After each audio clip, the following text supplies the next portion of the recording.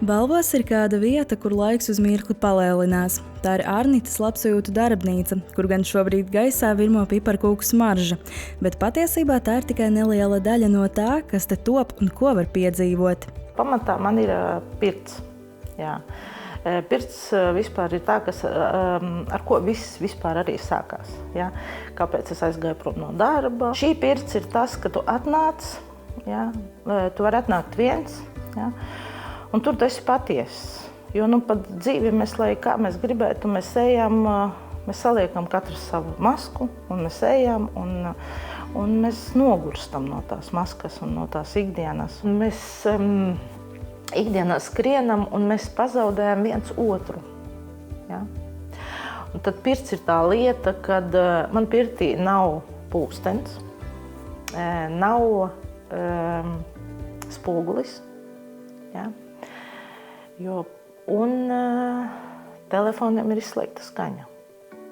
Jā, un tad arī cilvēki, kad atnāk pāris vai, piemēram, ar bērniem kopā, tas ir tās 3 līdz 4 stundas. Tas ir laiks tā kā priekš viņiem. Tad, kad es redzu, kad cilvēks pirtī atverās, kad viņš sajūtās dzīvs, ja? Jo nav jābaidās no tām savām emocijām, nav jābaidās no asarām, nav jābaidās, jo mēs visi esam dzīvi. Mums tagad es nezinu, mēs mēģinām par kaut kādiem robotiem. Ne, mēs neesam roboti, mēs esam dzīvi cilvēki. Tā kopā būšanas sajūta ir tas, ko Arnita vēlas sniegt citiem, un tāda ir arī visu viņas meistarklašu būtība – satikties, sarunāties un iemācīties ko jaunu. Es viņus rīkoju, jo arī es pati no tā uzpildos. Vasarā mēs gatavojam skrubjus no svaigiem augiem. Es piedāvāju cilvēkiem saprast to, cik apkārt mums viss smaržo. Mums tikai jāmāk to paņemt un priekš sevis lietot. Ja?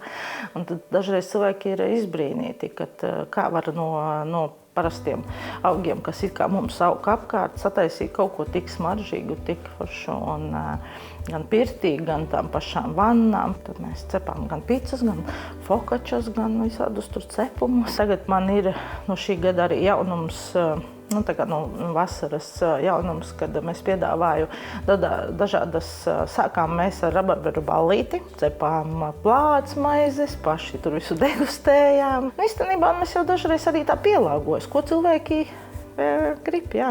Un Ziemassvētkos atkal ir piparkūku meistarklases. Papildus pirts rituāliem un meistarklasēm Arnita ir arī mairažotāja. Viņas darbnīcā top mājās cepta maize, dažādas zāļu tejas un sīrupi no augiem un ogām, kā arī ķermeņa skrubji un maskas. Tad, kad ir tā ziema, tad atkal tā kā pirts ir mazāk.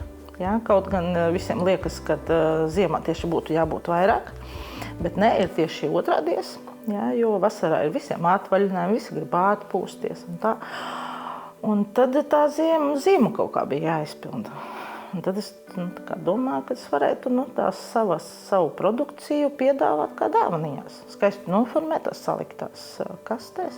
Viņas radošā darbība ir bijusi nemitīgi daudzveidīga, un jau nākamajā gadā viņas zīmols svinēs 10 gadu jubileju.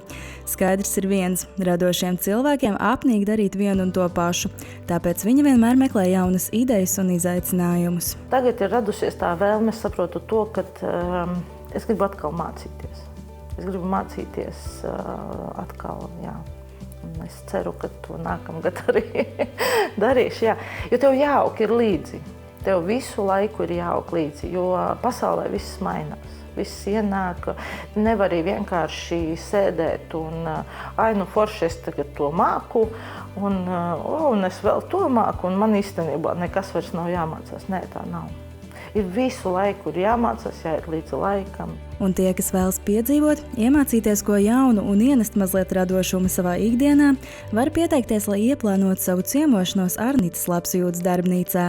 Man ir Facebookā sava lapa, Arnitas labsajūtu darbnīca, kas ietver visu manu darbošanos. Jā, un tad tikai jāzvana un tad jau sarunāsim.